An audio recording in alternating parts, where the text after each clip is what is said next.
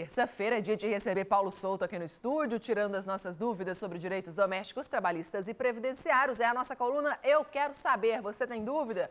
Participe com a gente. Nosso e-mail é euquerosaber@cabobranco.tv.br. Oi, Paulo, bom dia. Bom dia, Patrícia. Tudo bom? bem? Tudo Graças bem. a Deus, tudo ótimo. Muitas perguntas aqui e muitos assuntos também, porque afinal de contas essa semana é uma semana importante para o trabalhador, que tem que ficar atento a alguns prazos, a algumas datas. Primeira pergunta de hoje, Paulo, é do Luiz Pires. Ele quer saber o seguinte, olha só. A minha empregada pediu demissão 10 dias depois que encerrou o contrato de experiência. Eu tenho direito de descontar o aviso prévio? Tem. Por quê? Porque se ele tivesse demitido a empregada depois do contrato de experiência, depois de terminado o prazo, ele pagaria o aviso prévio. Então, se a empregada pediu depois do contrato de experiência não cumprir os 30 dias, o empregador tem direito de descontar o aviso prévio. Esse período de experiência é um período normal, né? Porque o empregado tem todos os direitos. Tem todos os direitos. Terminou o contrato de experiência, se o empregador demitir, vai pagar o aviso prévio. Se a empregada pedir demissão e não cumprir o aviso prévio, vai ter descontado na rescisão. Muito bem. Agora, os empregados não aceitam. O problema é este. Mas é um direito do empregador. O empregador tem que usufruir dos seus direitos também. É isso também, né? Já que são tantos para todos os lados. A gente recebeu aqui uma pergunta que é de duas pessoas ao mesmo tempo. O do Rubismar Galvão, que é de Cajazeiras, e uma pessoa aqui da capital, a Verônica Torres. Minha empregada doméstica vem apresentando atestados médicos com duração inferior a 15 dias. O empregado doméstico está obrigado a pagar pelos dias em que ela apresenta esses atestados? Em hipótese alguma. No caso do doméstico, é uma exceção. A partir do primeiro dia de um atestado médico, a obrigação pelo pagamento é do INSS. O empregado é que tem que ir atrás de receber o auxílio-doença. O empregador não tem obrigação nenhuma. O empregador paga uma alíquota de 8% da Previdência Social, é tipo um seguro que ele está pagando para esse tipo de situações. Ele não tem obrigação nenhuma. A obrigação é do INSS, não do empregador. Está na lei. Impressionante como a gente recebe perguntas desse tipo toda semana. As pessoas não sabem disso e a gente já mostrou, inclusive, muitas vezes aqui que o próprio INSS não está orientado direito para falar disso para as pessoas. Já vi casos onde o empregado vai lá e o INSS não, os primeiros 15 dias é do empregador. Imagina. O empregador, pessoa jurídica. O empregador doméstico, não. Tá respondido, viu, gente? Fica aí um alerta para empregados e empregadores. Walter Júnior gostaria de saber se já está em vigor aquela lei que trata dos 30% de periculosidade para trabalhadores em motocicleta. Coisas do Brasil, né? A lei entrou em vigor, houveram várias liminares suspendendo esta lei e estamos aguardando uma regulamentação do Ministério do Trabalho e Emprego, que até agora não saiu. Então não está valendo? Não, infelizmente não, porque tem várias liminares no país onde os sindicatos patronais conseguiram suspender a aplicação da lei. Agora, a Justiça determinou que o Ministério do Trabalho regulamente isso aí. Até apresentado, eu desconheço que tenha sido regulamentado. Paulo, falando aí em direitos e benefícios para o trabalhador, na semana passada o governo federal publicou uma portaria dizendo que vai convocar aposentados por invalidez e beneficiários do auxílio-doença para fazer a revisão desses benefícios. O repórter Juliano Roque foi numa agência do INSS aqui na capital para saber quem precisa fazer essa nova perícia e quando vão começar essas revisões. As definições ainda não estão todas fechadas, mas já se sabe que a revisão deve começar no mês que vem. Com esse pente fino, o governo federal pretende economizar mais de 6 bilhões de reais por ano. O Ministério da Previdência Social é quem vai convocar os beneficiários para o processo de revisão. Portanto, não é preciso que ninguém vá a um posto do INSS sem ser chamado. Esse processo de revisão não é nenhuma novidade. De acordo com a lei federal, a cada 2 anos, quem está aposentado por invalidez ou quem está recebendo auxílio-doença pode sim ser convocado novamente para passar por uma nova perícia médica que comprove que a incapacidade continua, fazendo valer o direito a receber o benefício. Agora, se essa perícia concluir que o beneficiário pode sim voltar ao trabalho, o dinheiro é bloqueado imediatamente. O INSS ainda não definiu se quem tiver o benefício cancelado vai poder recorrer. Também ainda não se sabe o número exato de pessoas que vão ser convocadas aqui no estado. Quem for chamado deve juntar todos os laudos médicos e documentos atualizados que comprovem a incapacidade de trabalhar. O governo federal quer acabar com pagamentos desnecessários. Em João Pessoa e região, 42 médicos peritos aderiram ao programa de revisão, que é opcional e que vai pagar R$ 60 a mais por cada perícia feita. São 82 municípios na região de João Pessoa e o gerente executivo do INSS garante que não vai haver problema. 42 médicos dos 57 ativos que nós temos hoje aderiram ao programa e serão acrescidas até 4 perícias por dia na carga deles, né? Então, a gente está, inclusive, aguardando qual o número fechado dessa quantidade de benefícios que devem ser revistos a partir do mês de setembro, para começarmos a programar o agendamento e o chamamento desse segurado. Estamos hoje no dia 30 de agosto, então, Paulo, daqui a pouco começa essa convocação. Primeira dica.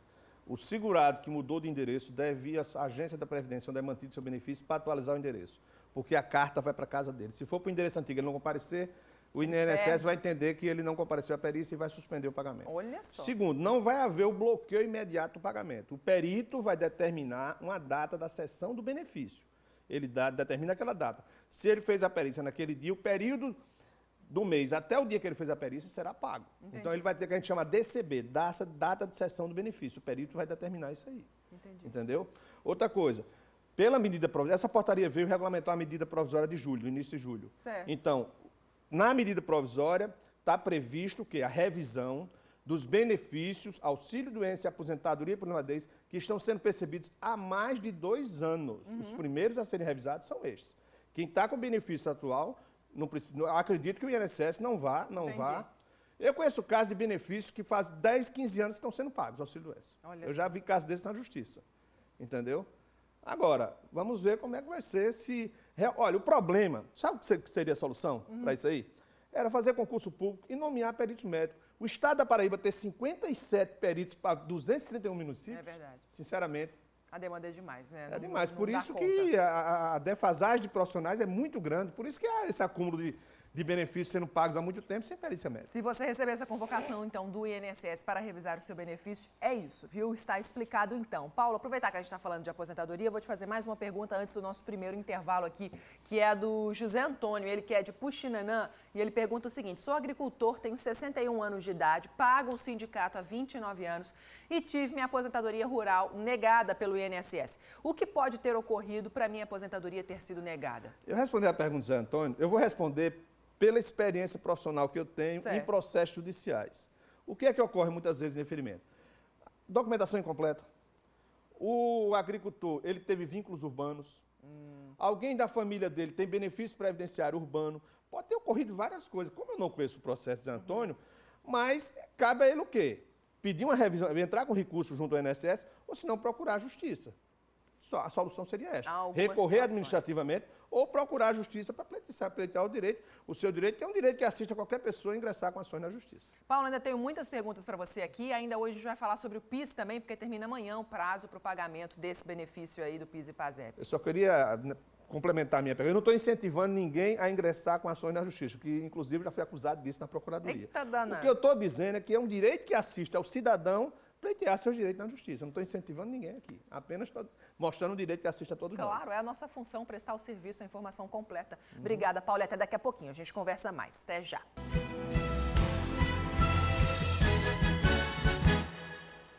Estamos de volta aqui com o Paulo Souto para tirar mais dúvidas sobre direitos domésticos, trabalhistas, previdenciários. Agora com a pergunta do Agenor Dias. Paulo, vamos lá? Ele quer saber o seguinte: quem se submete a um cateterismo tem direito à aposentadoria por invalidez? Olha, se a doença cardíaca dele tornou ele totalmente incapaz para exercer qualquer atividade laborativa, ele tem direito à aposentadoria por invalidez. Mas não é porque ele fez um cateterismo que ele vai ter direito. Não é automático assim, não é automático. Né? Geralmente, nesse caso, a pessoa vai receber auxílio-doença e, se fosse considerado totalmente incapaz, o INSS concede a aposentadoria por invalidez. Edmar quer saber o seguinte, Paulo: durante o período em que o empregado está recebendo auxílio-doença, é devido o recolhimento do FGTS? Não, só seria devido se for auxílio-doença acidentário, aí sim. Mas auxílio-doença normal, que a gente chama o B31, não é devido ao recolhimento nenhum. Por quê? Porque o contrato está suspenso. Olha só. Inclusive, isso é extensivo ao empregado doméstico. Muito bem, bom saber. A próxima pergunta de hoje é a da Júlia. Ela fala o seguinte: eu arrumei um emprego melhor. Eu vou pedir demissão do atual emprego. Como eu devo proceder para não ter tanto prejuízo? Júlia, se você puder cumprir o aviso prévio trabalhando, ou seja, você comunica ao seu empregador, o atual, que daqui a 30 dias você vai deixar o emprego. Aí sim, o seu prejuízo diminui. Por quê? Porque você não vai ter o aviso prévio descontado na sua rescisão. como aquele caso da primeira pergunta do seu Luiz. Sim, que a gente falou hoje, exatamente. Então, Falando em deve agir dessa forma. Prejuízos e aposentadoria, a Jerusa também mandou uma pergunta aqui para você, Paulo, que é a seguinte: ela disse que tem 51 anos de idade, sou professora com 22 anos de serviço prestado ao governo do estado da Paraíba. Gostaria de saber com quantos anos eu poderia me aposentar. Jerusa, esqueça a idade. Você aí, o professor, aquele que trabalha exclusivamente em estabelecimento de educação básica, aquela educação infantil, ensino fundamental e médio, tem direito à redução no tempo de contribuição em 5 anos. No caso dela, ela tem que trabalhar mais 3 anos, por quê? Porque ela tem 22 anos de tempo de serviço, desde que seja exatamente tem que ser exclusivo. Exclusivo como professor. Não pode mesclar. Tá, mesclou, aí vai para a aposentadoria normal. Aí, no caso, 30 anos. 30 anos. Se ela tem 51, com 54 anos ela se aposenta. Porque ela vai ter que ter 25 anos de tempo de serviço como professor. Tem que esperar mais um pouquinho aí, seja para tem que trabalhar mais 3 anos como professor. Muito bem, respondido é para você, viu, Jerusa? Pergunta que a gente recebeu da Angelina, que é do Cuiá, bairro aqui de João Pessoa. Um prestador de serviços do governo do estado da Paraíba tem direito a férias remuneradas? Patrícia, a Justiça tem entendido que esse tipo de contrato é um contrato de locação de serviço. Se é um contrato de locação de serviço, não se aplica a legislação trabalhista nem estatutária. Logo, ele não tem direito às férias remuneradas. Ele já é contratado sabendo disso. Ele não está sendo enganado. Ele é contratado, é um contrato de prestação de serviço. Agora, sabemos que no poder público estão burlando muito a lei e contratando pessoal exatamente nessas condições. Pergunta que chega para você agora, Paulo, é de Campina Grande. Marcos quer saber, um porteiro que trabalha na escala de 12/36 tem direito ao adicional de insalubridade? Não, não é a escala de trabalho que vai definir se ele tem direito ou não adicional. É exatamente que tipo de serviço ele presta e se aquele serviço que ele está prestando é prejudicial à sua saúde. Aí ele teria direito ao adicional de insalubridade. Pergunta do Paulo, do bairro Alto do Mateus, bairro aqui de João Pessoa. Estou encostado pelo INSS há mais de 5 anos e o INSS determinou meu retorno ao trabalho, mas eu não tenho condições de trabalhar. Como devo proceder? Quem define que se o trabalhador tem direito a trabalhar, a perícia médica do INSS. Se ele definiu, ele tem que voltar a trabalhar. Agora, se ele chegar lá e o serviço médico da empresa achar que ele não deve trabalhar, devolver ele para o INSS. Mas reassuma o seu emprego, porque senão você pode ser acusado no futuro pela empresa por abandono de emprego. É isso, viu? Fica atento aí então. Paulo, a gente precisa falar hoje um assunto muito importante que é com relação ao PIS. A gente vem falando do PIS muitas vezes aqui no Bom Dia Paraíba, mas agora o prazo acabou de verdade. Está terminando amanhã o prazo para sacar esse abono salarial, que é do Programa de Integração Social, PIS, ano base 2014 ainda. O prazo inicial, lembra você, era 30 de junho, foi prorrogado agora até 31 de agosto. A Caixa Econômica Federal, que administra o PIS, informou que não vai divulgar o número de paraibanos que ainda não sacaram o abono. Mas se você está em dúvida aí se você tem direito ou não ao PIS, se você não lembra se sacou ou não o benefício, então eu te mostro agora como tirar dúvidas. Ontem, Paulo, a gente falou sobre esse site aqui, Valéria Assunção ao vivo explicou pra gente bem direitinho, que é a maneira muito simples de você saber se tem direito ao PIS, mas muitas pessoas ainda em dúvida. Então eu vou explicar. O site é esse, tá? Você clica lá, trabalho.gov.br. Aqui embaixo, ó, vai aparecer abono salarial, certo? Você clica neste link, vai aparecer essa outra página aqui para você, que aí você vai clicar em consulta de abono salarial. Esse link aqui. Todos acompanhando, né? Muito bem. Aí você vem para a próxima página, vai entrar essa página aqui, onde você deve colocar os seus dados pessoais, lá, seu CPF, PIS, PASEP, informar data de nascimento, código de segurança, todas essas informações pessoais aqui você já deve ter acesso. No fim, você clicando em tudo, vai aparecer aí o resultado dessa consulta. No caso aqui pra gente, ó, tá aparecendo que a pessoa não tem direito a esse benefício. Olha aí. Não consta na lista de beneficiários. Pronto, a partir daqui você já sabe que pelo menos não tem dinheiro seu lá no banco esperando para ser sacado pelo governo. Se tiver, vai aparecer, sim, você tem direito ao PIS, pode ir lá sacar. Pronto, tudo simples. É uma situação, Paulo, que parece simples para a gente, mas muitas pessoas têm muitas dúvidas sobre isso. Mas muitas pessoas hoje, a internet para muitas pessoas é uma facilidade hoje. Então, você com o celular, você consulta. Agora, é interessante a Caixa daqui não divulgar, né? Porque no Brasil todo já foi divulgado, tem 1 milhão de trabalhadores que não sacaram. Eu não sei porque a Caixa Econômica daqui não tem um dado, porque ela tem. A Caixa divulgou um balanço há umas 2 ou 3 semanas, eram cerca de 11 mil pessoas. Agora, os números atualizados, o balanço final, a Caixa não O número atualizado de ontem ainda informa que 1 milhão de trabalhadores no Brasil todo ainda não sacaram. É muita gente. Agora, porque você sabia que essa divulgação desse site foi recente? Sim. Isso não havia essa divulgação, a pessoa não consultava. Aí tinha que ir na agência, a pessoa não tinha tempo de ir na agência, por isso que muitas pessoas não... Agora, você imagine o corre-corre de hoje para amanhã. Agora o prazo está acabando, viu, gente? Tem que correr mesmo, tem mais jeito não, e as pessoas não estão aí com dinheiro sobrando para deixar um salário mínimo lá para o governo pegar de volta, não. Então, Paulo, obrigada pelas respostas de hoje. Terça-feira da semana que vem a gente volta a falar sobre os assuntos aí que interessam aos patrões e aos empregados. Se Deus quiser. Até semana que vem, Paulo. Bom dia para você. Boa semana.